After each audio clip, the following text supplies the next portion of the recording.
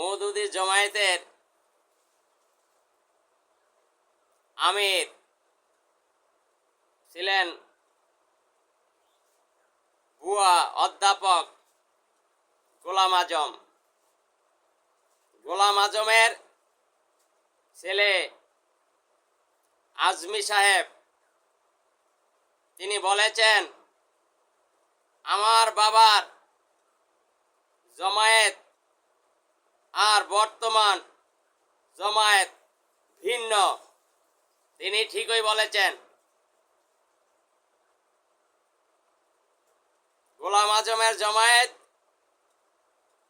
আর বর্তমানের এই ডক্টর শফিকুর রহমানের মওদুদীর জমায়েত এক নয়। ডক্টর শফিকুর রহমানের মওদুদীর জমায়েত এখন ধ্বংসের দ্বার প্রান্তে। গোলাম আজমের সন্তান আজমি সাহেব তিনি বলেছেন, আমার বাবার জমায়েত আর বর্তমান জমায়েত এক নয়। তিনি ঠিকই বলেছেন।